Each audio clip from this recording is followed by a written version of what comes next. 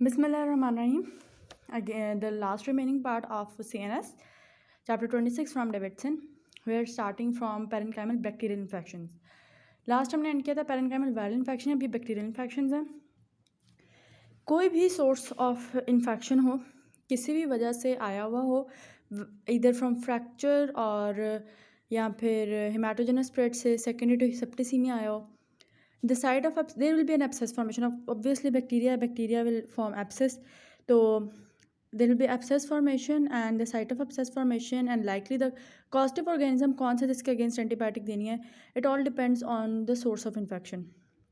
Clinical features में patient would have fever, headache, meningism, neck stiffness, vomiting, photophobia, drowsiness and अच्छा cerebral abscess के symptoms ना cerebral tumor जैसे ही होंगे. Clinical features आप इन्वेस्टिगेशन सीटी पे वो डिफ्रेंशिएट होते हैं. लंबर पंक्चर नहीं करते इसमें क्योंकि there is raised intracranial pressure, that is a contraindication to lumbar puncture.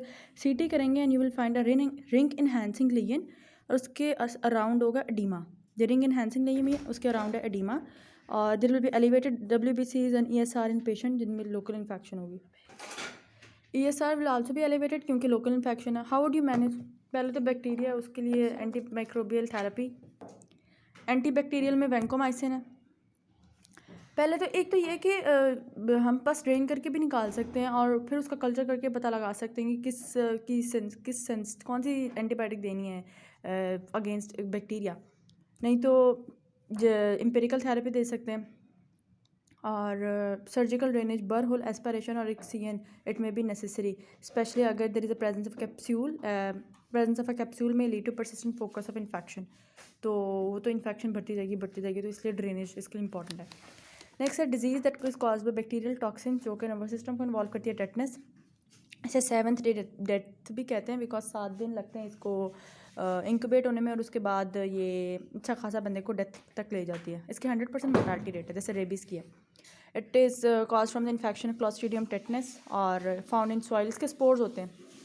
कोई भी चोट लगे और इतनी चोट लगे कि एब्रेजन खून निकले वगैरह तो वहाँ पे टेटनस एंटर हो जाता है उस ज़ख़म पे और स्पोर्स जो हैं they grow into an adult. वहाँ पे उनके रिलीज़ होते हैं वुंड साइड पे टेटनस टॉक्सिन या टेटनोप्लाज्मिन और it binds to the gangliosides. Inhibitory motor neurons को एक्टिवेट नहीं होने देते. बस इनहिबिटरी मोटर न्यूरॉन्स के प्री सिनेप्टिक चैनल पे जाके बैठ जाते हैं and they inhibit the release of inhibitory neurotransmitter like GABA और glycine. There will be trismus lockjaw. Patient को फिर सांस नहीं आता, उसके रेस्पिरेटरी मसल्स भी कोलैप्स वो होने लग जाते हैं, टॉनिक फेज में जाने लग जाते हैं. राइसेस सार्डोनिकस जिसे कहते हैं contraction of the muscles of the face. इस तरह जैसे कोई हंस रहा है, बहुत ग्रीन फेस ना आएगा. Opisthotonus will be arched back. Spinal cord जो स्पाइन होगी पर्सन की वुड बी आर्च्ड बैक. और आहिस्ता आहिस्ता ग्रेजुअली हर चीज़ जो है उसकी मसल टोन इंक्रीज़ हो रही है, रेस्पिरेटरी फेलियर में जा रहा है, ऑटोनॉमिक फेलियर में जा रहा है एंड डेथ हो सकती है. इन्वेस्टिगेशन एक तो क्लिनिकल ग्राउंड से, नहीं तो कल्चर कर लें क्लॉस्ट्रिडियम टेटनी को या टेटनस एंटीबॉडी टेस्ट कर सकते हैं. How would you treat?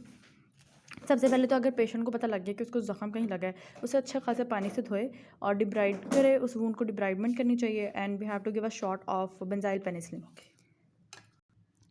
Overall treatment क्या है टेटनस का कि उसको न्यूट्रलाइज करने के लिए 3000 यूनिट्स का ह्यूमन टेटनस एंटीटॉक्सिन देना है और debridement of the wound benzyl penicillin का injection IV 600 milligram 4 times daily. और अगर पेशेंट जो है बेंजाइल पेनिसिलिन से एलर्जिक है तो आप मेट्रोनिडाज़ोल भी दे सकते हैं, नहीं तो एरिथ्रोमाइसिन भी दे सकते हैं. To control spasm, nurse in a quiet and dark room ताकि उसे कोई भी स्टिमुलस ना मिले. IV diazepam and if spasm continue, paralyze the patient and ventilate. General measures में hydration, nutrition and secondary infection को ट्रीट करना है. नेक्स्ट इंपॉर्टेंट जो है, ज़्यादातर इतनी इंपॉर्टेंट नहीं है, ये एक हाइड्रोसेफलस है. हाइड्रोसेफलस की कितनी टाइप्स होती हैं? एक ऑब्स्ट्रक्टिव होती है और एक ऑब्स्ट्रक्टिव मतलब कम्युनिकेटिंग होती है और नॉन कम्युनिकेटिंग, और दूसरी होती है कम्युनिकेटिंग. CSF कहाँ से प्रोड्यूस होता है? कोरोइडल प्लेक्सिस से, लेटरल वेंट्रिकल से, थर्ड वेंट्रिकल से, फोर्थ वेंट्रिकल, फिर फोरामन लुश्का और मेगेंडी से होता हुआ फिर सबरकनॉइड स्पेस में, सबरकनॉइड विला में एब्जॉर्ब हो जाता है. अब cause of hydrocephalus it can be congenital, aqueductal stenosis हो गई हो, Arnold Chiari malformation, Dandy Walker syndrome या वेन ऑफ गैलन जो सेरेब्रल वेन ऑफ गैलन है उसके एनेरिज्म्स. एक्वायर्ड कॉजेज में कोई mass tumour, haematoma, abscess, inflammation like meningitis, sarcoidosis वगैरह. It can be a cause के एब्जॉर्ब नहीं हो रहा CSF. नेक्स्ट जो इंपॉर्टेंट टॉपिक है वो Guillain Barre syndrome and it's very very very important. Guillain Barre syndrome का मोस्ट कॉमन वेरिएंट जो यूरोप में और अमेरिका में पाया जाता है, it's acute inflammatory demyelinating polyneuropathy. और ग्याम बेरी सिंड्रोम जो है वो कंपाइलर वेक्टर जिजनाए से ज़्यादा एसोसिएटेड है, क्योंकि इसके साथ डायरिया, रिएक्टिव आर्थराइटिस और ग्याम बेरी जो है मोस्टली कंपाइलर वेक्टर जिजनाए के इन्फेक्शन के बाद ही फैलता है। यहाँ तो 1 to 4 वीक्स को रेस्पिरेटरी इन्फेक्शन हुई, अपर रेस्पिरेटरी इन्फेक्शन हुई है, डायरिया की एपिसोड हुई हो, तो अक्सर पेशेंट प्रेजेंट करेंगे कि पहले उनका loss of power in lower limbs और आहिस्ता आहिस्ता ऊपर की तरफ जा रहा है, more proximal than in distal. तो लॉस ऑफ टेंडन रिफ्लेक्सेस, जैसे पार्किंसंस में था ना, टेंडन रिफ्लेक्सेस आर नॉर्मल, इसमें there are absent tendon reflexes. Clinical features distal paraesthesia and pain proceed muscle weakness. Pain जो है और डिस्टल पैरेस्थीसिया जो है, मसल वीकनेस स्टार्ट होगी, it will ascend from foot to upwards rapidly from lower to upper limbs and facial and bulbar weakness भी होगी। Bulbar weakness है इसका मतलब डिस्फेजिया, वो निकल नहीं सकता कुछ। रेस्पिरेटरी डिफिकल्टी वो डेवलप, तो 20% पेशेंट में वेंटिलेटरी सपोर्ट चाहिए होती है। Weakness progresses over maximum of 4 weeks and rapid deterioration to respiratory failure develops within are. इसका एक और वेरिएंट है मिलर फिशर सिंड्रोम, और इसमें एक ट्रायड बनती है इंटरनल एक्सटर्नल थर्मोप्लेजिया की, एटेक्सिया और एरिफ्लेक्सिया की। Investigations of Guillain Barre syndrome. सबसे पहली और इम्पॉर्टेंट बात कि इसका CSF प्रोटीन अच्छी खासी रेज्ड होंगी। फर्स्ट 10 डेज़ में शायद ना रेज्ड हों, लेकिन उसके बाद अच्छी खासी प्रोटीन्स रेज्ड होंगी। और वाइट सेल काउंट इतने ज़्यादा नहीं होंगे। अगर वाइट सेल काउंट ज़्यादा है ना, तो उसका मतलब है कोई और ऑल्टरनेटिव डायग्नोसिस सोचें, कोई और चीज़ है। इलेक्ट्रोफिजियोलॉजिकल चेंजेस, एक हफ्ते के बाद आप देखेंगे कि एफ वेव जो है ना, जो अच्छी खासी, it would be delayed and slowed. There will be antibodies to the ganglioside GM1। Supportive, इसकी एक मैनेजमेंट तो सपोर्टिव है। Prevent pressure sores and deep venous thrombosis, क्योंकि पेशेंट बेड रिडन हो जाएगा most probably.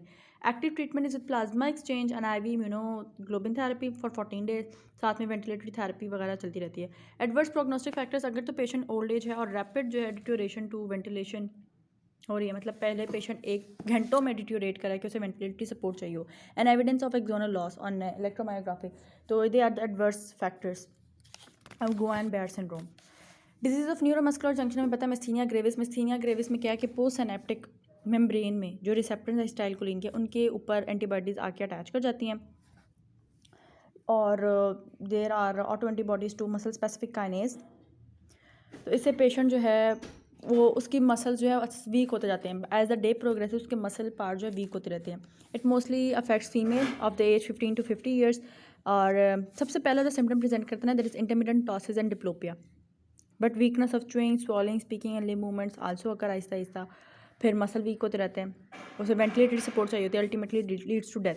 How would you investigate? Tensilon test, जैसे edrophonium bromide, वो हम इंजेक्ट करेंगे एंड 30 सेकंड्स के अंदर अंदर अगर तो पेशेंट इंप्रूव कर जाता है तो ठीक है, 2 to 3 मिनट्स उसका असर रहेगा एड्रोफोनियम का। तो शॉर्ट एक्टिंग है ना एंटी कोलिनेस्ट्रेज, अगर तो पेशेंट इंप्रूव कर जाता है इसका मतलब मिस्थीनिया ही है। रेपिटेटिव स्टिमुलेशन करते हैं अगर नर्व कंडक्शन का, तो मसल जो है muscular activity there is detrimental response. And how would you manage the patient now?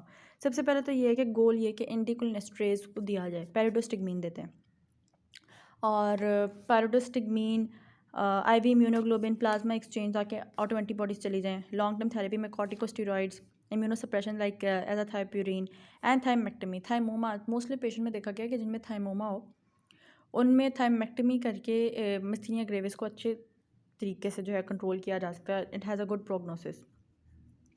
फिर एक टर्म यूज़ होती है कोलिनर्जिक क्राइसिस, और एक टर्म यूज़ होती है मिस्थीनिक क्राइसिस।